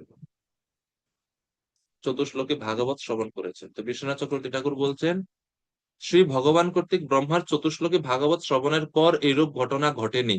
কারণ ভগবান কর্তৃক মানে ভগবান কথা দিয়েছেন ওর ব্রহ্মাকে। কি কথা দিয়েছেন মনে আছে? দ্বিতীয় স্কন্ধের 9ম অধ্যায়ে ভগবান বলছেন যে তুমি এতন মতম সমাতিষ্ঠ, তুমি আমার এই জ্ঞান লাভ করেছো এবং আমার ভাবনায় তুমি একাগ্র চিত্তে আমার চিন্তায় মগ্ন আছো। সে কারণে কল্প মানে তুমি কখনো তুমি মায়ার দ্বারা প্রভাবিত হবে না। তাইলে চতুশ্লোকে ভাগবত শ্রবণের পরে আর কোন সময় ব্রহ্মার এই অধোগতি বা এইরকম কার্য তিনি করেন না। এটা পূর্বের কোন কল্পে হয়েছিল। এর থেকে আমরা এটাও বুঝতে পারি যে ব্রহ্মা প্রতিকল্পে ভগবানের কাছ থেকে ভাগবত চতুশ্লোকী ভাগবত শুনেন না, সব ব্রহ্মা শুনেন না। এটা যিনি এই কল্পে যে এখন যে ব্রহ্মাজি আছেন সেই ব্রহ্মাজি ভগবানের কাছ থেকে এই চতুশ্লোকী ভাগবত জ্ঞান লাভ করছেন এবং তিনি ভগবানের ভক্ত। তো ইনি এই কাজ করেন না। এটা বিশ্বনাথ চক্রবর্তী ঠাকুর এই সন্দেহগুলো ওনার তার ভাষ্যতে উনি এটা পরিষ্কার করছেন। এটা হচ্ছে 2:9-36 ভগবান কথা দিচ্ছেন। তো ভগবানের কথা কিভাবে ব্যত্যয় হতে পারে সেটা তিনি এখানে যুক্তি প্রদর্শন করছেন। ভগবান বলছেন এতন মতম সমাধিষ্ঠ পরমেন সমাধিনা ভবান কল্প বিকল্পেষু ন বিমোহিয়াতি করছে, তুমি কখনো বিমোহিত হবে না ব্রহ্মা। তো এই জন্য এই কল্পে এটা ঘটেনি, সেটা নিশ্চিত। এরপরে 29 নাম্বার শ্লোক। শ্রীল প্রভুপাদ এই শ্লোকের তাৎপর্য দেখুন, খুব বিস্তারিত ভাবে এই কাম সম্বন্ধে বলছেন যে কামকে জয় করার জন্য শ্রীমৎ ভাগবতের আশ্রয় গ্রহণ করা উচিত। ব্রহ্মার চরিত্রের এই অস্বাভাবিক অনৈতিক কোনো বিশেষ কল্পে ঘটেছিল বলে শোনা যায়। তবে যেই কল্পে ব্রহ্মা সরাসরি ভগবানের কাছে চতুশ্লোকী ভাগবত শ্রবণ করেছেন সেই কল্পে তা ঘটেনি। এর থেকে আমরা শিক্ষা পেতে পারি আমরা যদি ভাগবতের আশ্রয়ে থাকি তাহলে আমরাও এই কাম থেকে বা এইরকম আহ যে নিকৃষ্ট গুণ থেকে আমরা নিজেদেরকে রক্ষা করতে পারবো। তো এই জন্য ভাগবতের আশ্রয় গ্রহণের মাধ্যমে কামকে জয় করা সম্ভব।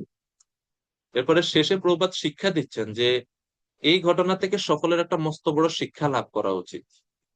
মানুষ সামাজিক প্রাণী, ওই স্ত্রী লোকদের সঙ্গে অসংযত ভাবে মেলামেশা করলে তার অধঃপতন হতে পারে। স্ত্রী পুরুষের এই প্রকার অবাধ মেলামেশা বিশেষ করে যুবক যুবতীদের মধ্যে অবশ্যই পারমার্থিক উন্নতির পথে এক বিরাট বাধা স্বরূপ। জড়জাগতিক বন্ধনের কারণ হচ্ছে এই বন্ধন, যৌন বন্ধন এবং স্ত্রী পুরুষের অবাধে মেলামেশা, এটা একটা মস্ত বড় প্রতিবন্ধক। মৈত্রেয় ঋষি এই ভয়াবহ সংকটের প্রতি আমাদের মনোযোগ আকর্ষণ করার জন্য ব্রহ্মার এই দৃষ্টান্তটি উল্লেখ করছেন। 29 নম্বর শ্লোক। মরীচি প্রমুখ ব্রহ্মার পুত্রেরা এইভাবে তাদের পিতাকে বিভ্রান্ত হয়ে অনৈতিক আচরণ করতে দেখে গভীর শ্রদ্ধা সহকারে তাকে বললেন।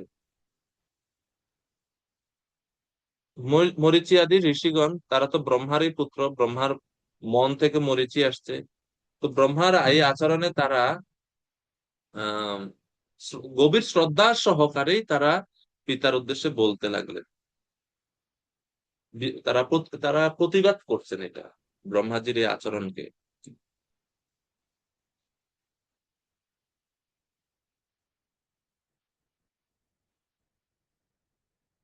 বিশ্বনাথ চক্রবর্তী ঠাকুর, আমি কেন বারবার বিশ্বনাথ চক্রবর্তী ঠাকুরের কথা বলছি, কেননা এই সেকশনটা খুবই জটিল, সে কারণে আচার্যদের দিক বা আচার্যদের ব্যাখ্যা ছাড়া ছাড়া নিজের মন গড়া ব্যাখ্যা করা যাবে না।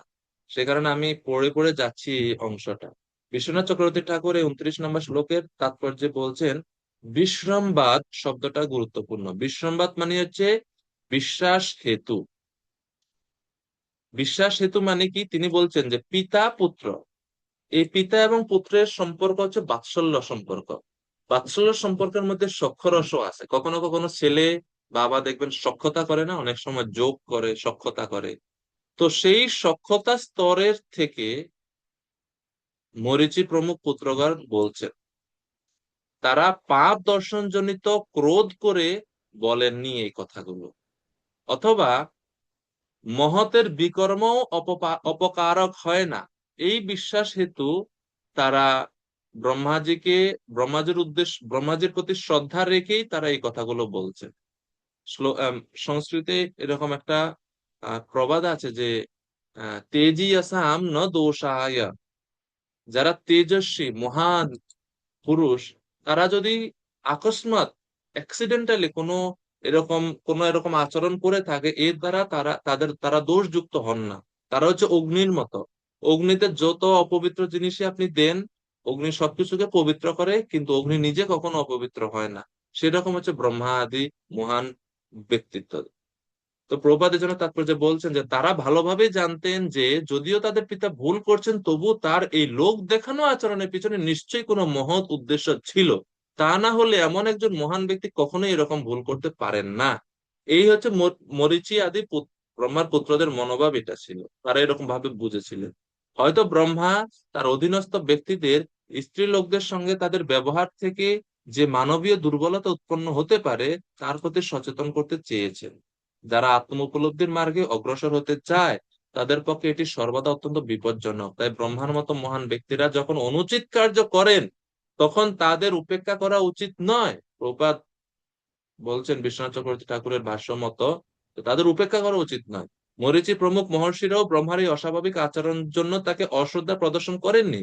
এই জন্য শ্লোকে বলা আছে বিশ্রমবাদ প্রত্যবোধয়ন, শ্রদ্ধা উপযুক্ত শ্রদ্ধা সহকারে পিতাকে তারা নিবেদন করেছিলেন।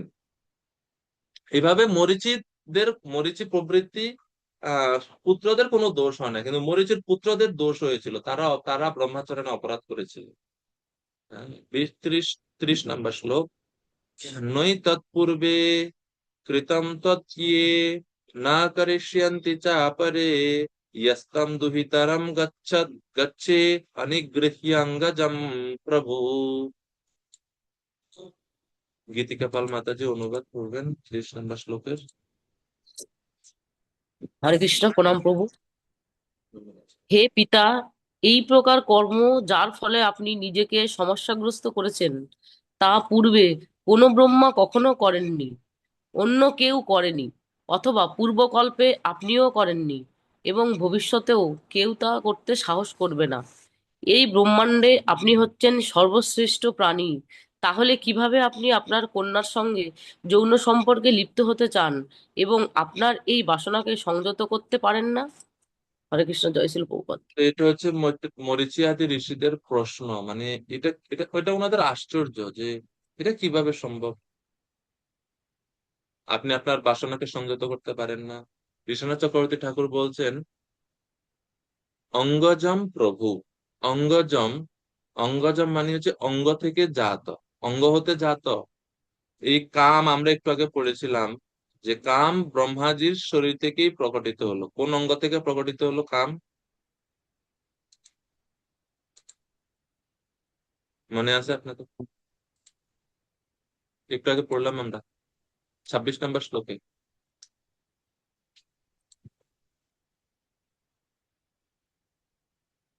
হৃদয় থেকে। হৃদয় থেকে, কারেক্ট। 26 নম্বর শ্লোকে লেখা আছে, দেখেন।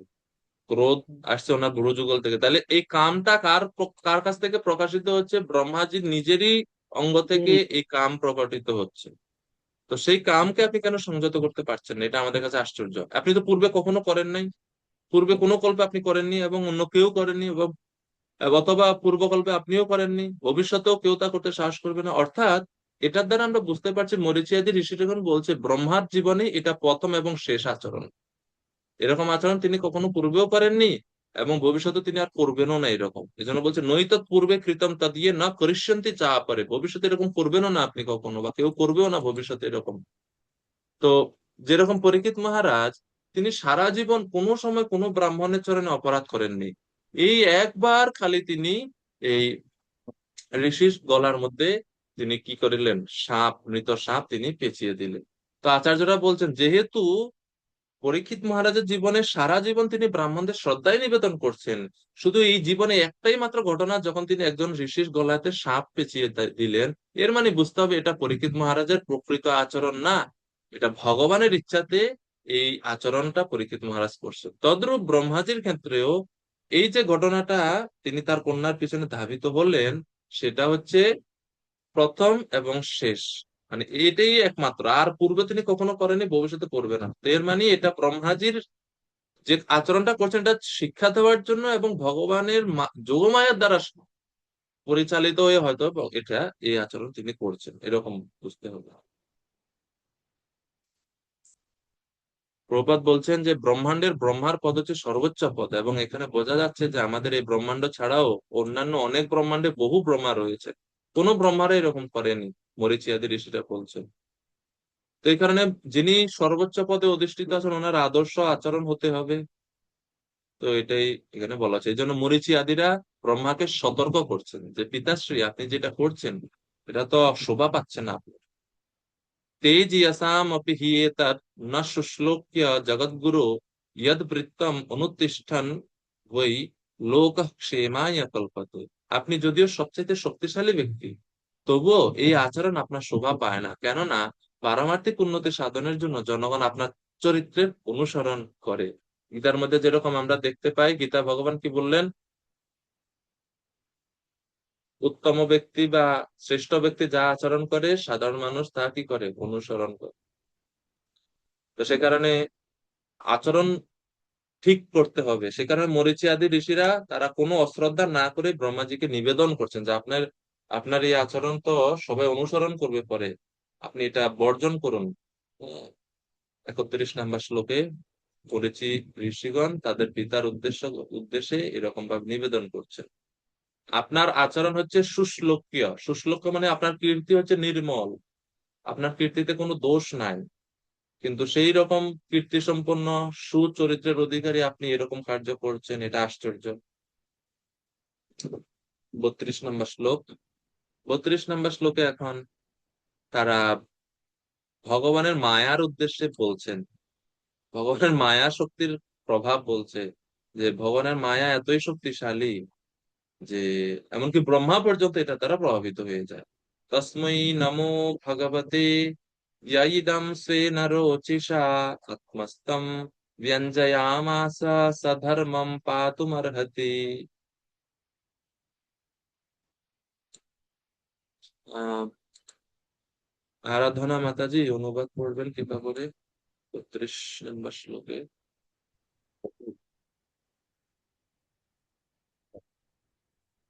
32 প্রভু। হ্যাঁ, আমরা পরমেশ্বর ভগবানকে আমাদের সশ্রদ্ধ প্রণতি নিবেদন করি। তিনি আত্মস্থ হওয়া সত্ত্বেও তার স্বীয় জ্যোতির দ্বারা এই জগৎ সৃষ্টি করেছেন।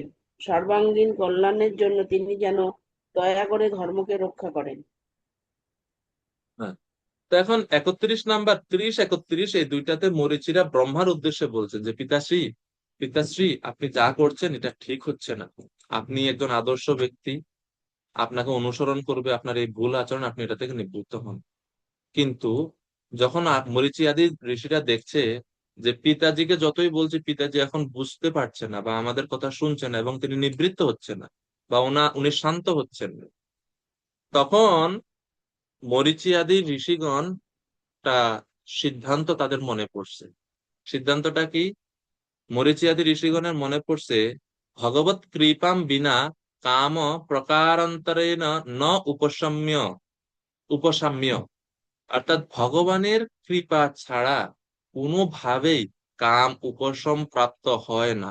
এই সিদ্ধান্ত স্মরণ হয়েছে ওনাদের। এই সিদ্ধান্ত স্মরণ হওয়ার কারণে মরীচি আদি মুনিগণ এখন ব্রহ্মাকে কিছু না বলে ভগবানের শরণাগত হচ্ছেন। শরণাগত হয়ে ভগবানের উদ্দেশ্যে প্রণাম করে বলছেন তস্মৈ, অর্থাৎ সেই ভগবানকে নমস্কার করি যিনি জগৎ সৃষ্টি করেছেন এবং সমস্ত সর্বাঙ্গীন কল্যাণের জন্য তিনি যেন দয়া করে ধর্মকে রক্ষা করেন। কারণ এর এখন ধর্ম সংকট হচ্ছে। ব্রহ্মাজির কাজ জগতের ধর্ম রক্ষা বা ধর্ম প্রবর্তন সবকিছু নিয়ম কানুন দেওয়া, কারণ উনি নিজেই এরকম আচরণ করছেন। সেই কারণে বলছেন ধর্মম পাতু, হে ভগবান আপনি ধর্মকে রক্ষা করুন, আপনি আহ ব্রহ্মাজিকে আপনি সঠিক স্থিতিতে নিয়ে আসুন। তো এটা খুবই গুরুত্বপূর্ণ একটা সিদ্ধান্ত। কাম বাসনা থেকে মুক্ত হতে হলে কোনো তপস্যা কাজ করবে না। আপনি যে তপস্যা করবেন সেই তপস্যার রূপেই কাম প্রবেশ করবে। কাম এত ভয়ানক, কাম খুবই ভয়ানক। একমাত্র আমরা যখন ভগবানের কৃপা ভিক্ষা করব, ভগবানের কৃপার জন্য তপস্যা করব। কেউ যদি মনে করে আমি এখন তপস্যা করেছি, তপস্যা কামকে নষ্ট করবে, এটা ভুল সিদ্ধান্ত। কিন্তু কেউ যদি এরকম মনে করে যে আমি ভগবানের কাছে প্রার্থনা করছি, ভগবানের কৃপার জন্য আমি চেষ্টা করতেছি, সাধনাটা করতেছি কিসের জন্য? যেন ভগবানের কৃপা পাই। আর ভগবানের কৃপা হলে তবেই কাম নাশ হবে। বুঝতে পারছেন বিষয়টা? তো এইটা হচ্ছে সিদ্ধান্ত বা এই হচ্ছে সঠিক ভাব। খালি নিজের প্রচেষ্টার দ্বারা কোনোভাবে কামকে জয় করা যায় না, এই সিদ্ধান্তটা মরীচি আদি ঋষিরা মনে করে ভগবানের উদ্দেশ্যে ওনারা প্রণাম করে ভগবানের কাছে প্রার্থনা করছেন। আর দেখেন পরের শ্লোকেই বলা আছে যখনই ভগবানের কাছে প্রার্থনা করছেন সাথে সাথে ব্রহ্মাজির হৃদয় থেকে এই কাম ভাবটা চলে গেল এবং ব্রহ্মাজি তিনি এখন লজ্জিত অনুভব করছেন। তো এখানে অনেকগুলো শিক্ষা। এক হচ্ছে যখন কামের দ্বারা প্রভাবিত হয়ে যায় কেউ, ব্যক্তি অন্ধ হয়ে যায়। কামের দ্বারা প্রভাবিত হলে ব্যক্তি বা সেই জীবাত্মা অন্ধ হয়ে যায়, সে হিতাহিত জ্ঞান হারিয়ে ফেলে। এটা হচ্ছে চরম বাস্তব কথা, চরম বাস্তব কথা। কাম অন্ধ করে ফেলে, বিবেক বোধকে বা বিবেকটাকে কি করে সুইচ অফ করে দেয়, বিবেক হারিয়ে ফেলে। এটা হচ্ছে কামের প্রভাব। কিন্তু এখন যেহেতু মরীচি আদি ঋষিগণ ভগবানের কাছে প্রার্থনা করছেন, তো 33 নম্বর শ্লোকে এখন বলছে দেখুন, প্রজাপতিদের পিতা ব্রহ্মা তার পুত্র সমস্ত প্রজাপতিদের এভাবে বলতে দেখে অত্যন্ত লজ্জিত হয়েছিলেন এবং তৎক্ষণাৎ তার শরীর ত্যাগ করেছিলেন। তার সেই শরীর তখন সর্বদিকে অন্ধকারে ভয়ঙ্কর কুজ্জটিকা রূপে প্রকাশিত হয়েছিল। অর্থাৎ যেহেতু ভগবানের কাছে প্রার্থনা করছেন মরীচি ঋষিগণ, সে কারণে ব্রহ্মার মন থেকে এই কাম ভাবটা এখন অপসারিত হয়ে গেল। তিনি এখন ভুল বুঝতে পেরে লজ্জিত হয়েছেন। তো কাম ক্রোধ এই সমস্ত বিষয়গুলো ক্ষণিকের জন্য আমাদেরকে অন্ধ করে ফেলে, পার্মানেন্ট কিন্তু অন্ধ করে না। কিছু সময়ের জন্য, হয়তো 1 ঘন্টা, আধা ঘন্টা, 10 মিনিট, 5 মিনিট, অতটুক সময়ের মধ্যেই শেষ, মানে সব ধ্বংস করে ফেলে। ক্রোধ একটু সময়ই থাকে, কিন্তু একটু সময়ের মধ্যে কত ভয়ানক কিছু করে ফেলে।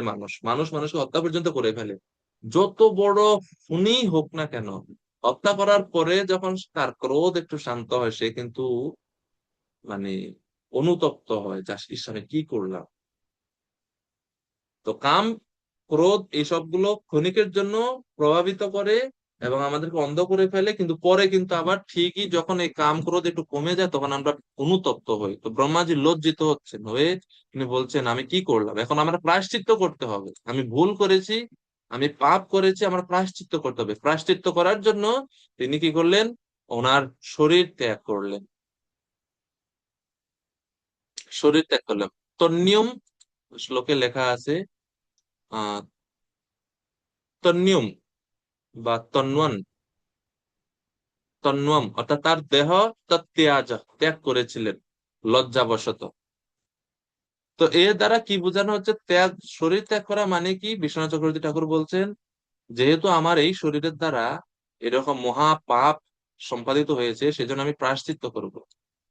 প্রায়শ্চিত্ত করব মানে কি? প্রায়শ্চিত্ত করার জন্য আমি দেহ ত্যাগ করব। তো বিশ্বনাথ চক্রবর্তী ঠাকুর বলছেন, দ্বিপ্রহরার্ধের মধ্যে ব্রহ্মাত্ম মৃত্যু হবে না। ব্রহ্মার আয়ু দ্বিপ্রহরার্ধ মানে 100 বছর, ব্রহ্মার হিসাব অনুযায়ী 100 বছর তো এখনো সম্পূর্ণ হয় নাই। তাহলে ব্রহ্মা কিভাবে মৃত্যুবরণ করবে? তাহলে এখানে দেহ ত্যাগ সম্ভব না। তো এখানে দেহ ত্যাগ তাহলে হয় নাই, তাহলে তিনি কি ত্যাগ করলেন? ব্রহ্মা যে তো মৃত্যুবরণ করতে পারবেন না, দেহ ত্যাগ মানে তো আমরা বুঝি মৃত্যু, কিন্তু ব্রহ্মা তো মৃত্যু হতে পারে না, কেননা ওনার টাইম হয় নাই, 100 বছর হয় নাই। তো এই জন্য দেহ ত্যাগ মানে হচ্ছে গিভিং আপ এ ডিসপোজিশন।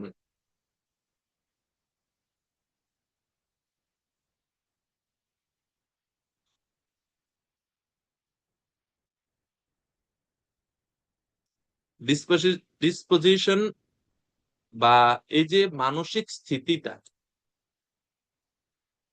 বা মানসিক ভাবটা, যে কাম ভাব ছিল, এই কাম ভাবটাকে তিনি বর্জন করলেন। এটাই এখানে তনু ত্যাগ বা দেহ ত্যাগ বলতে ডিসপোজিশন, গিভিং আপ এ ডিসপোজিশন, এটা বুঝতে হবে। ওনার শরীর তিনি ত্যাগ করতে পারেন না, কেননা এখনো সময় হয়নি।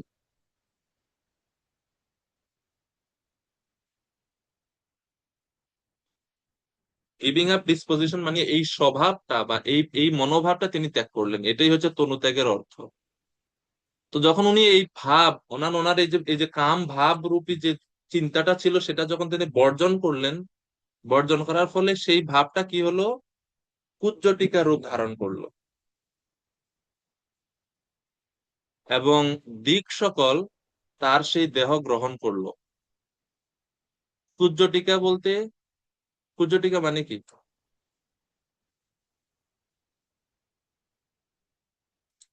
কুজ্জটিকা মানে কি জানেন আপনারা? নন্দরানী মাতাজি